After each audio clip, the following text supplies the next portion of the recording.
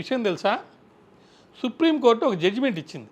ఏమని ఇచ్చిందంటే ఈవీఎంస్ని ట్యాంపర్ చేస్తారని, లేకపోతే ఈ వీవీప్యాట్స్లో కౌంట్ చేస్తూ ఈవీఎంలోది కూడా కౌంట్ చేస్తూ సరిగా ఉందా లేదా చూడండి అని చెప్పి కోరితే, ఈవీఎంస్ లేకముందు ఎన్ని అర్లర్లు జరిగినాయో, ఎన్ని తప్పులు జరిగినాయో, పెట్రోల్ పోసి తగలబెట్టడం, లేకపోతే నీళ్లు పోసేయటం, ఇంకులు పోయటం, ఇవన్నీ కూడా మాకు తెలుసు.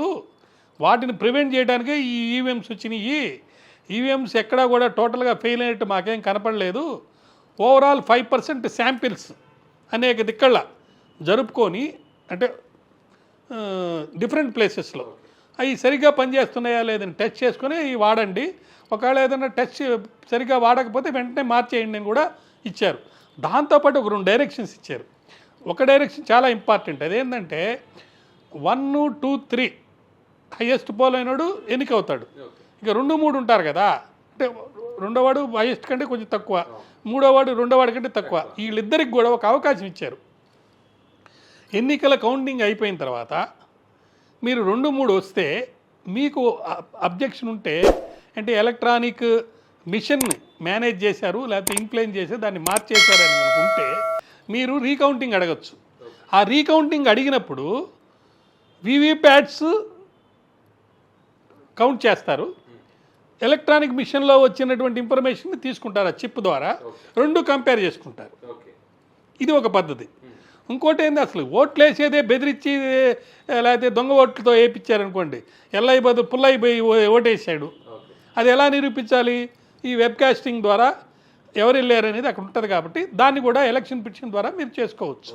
అప్పుడు దాకా రిజల్ట్స్ డిక్లేర్ చేయకుండా కూడా పిటిషన్ పెట్టి స్టే అడిగి చేయొచ్చు. ఇటువంటి అవకాశాలు పరిస్థితులు ఉన్నప్పుడు ఈ స్టేజ్లో రీకౌంటింగ్ ఎలా ఇన్వాల్వ్ అవుతాము, ఇంటర్ఫియర్ అవుతారు? సో సుప్రీంకోర్టు జడ్జిమెంట్ ఆల్రెడీ ఇచ్చింది, దాని మీద రివ్యూ పిటిషన్ వేశారు.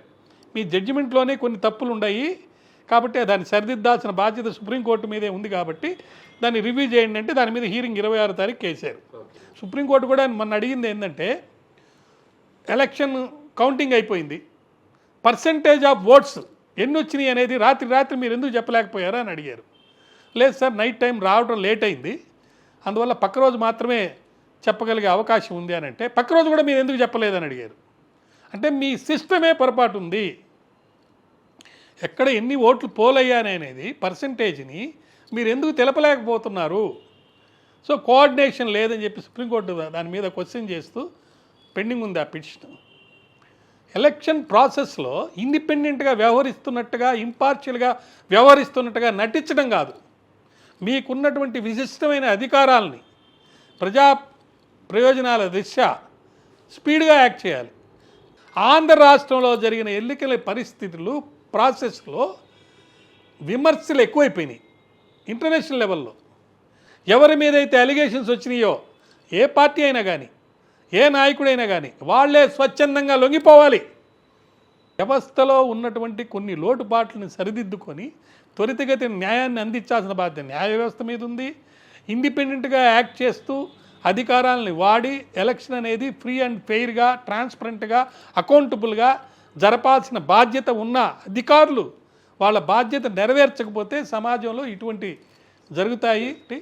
ఎలక్షన్ కమిషన్ అధికారులు ఇండిపెండెంట్గా వ్యవహరించాల్సిన బాధ్యత ఉందని నేను చెప్తున్నాను.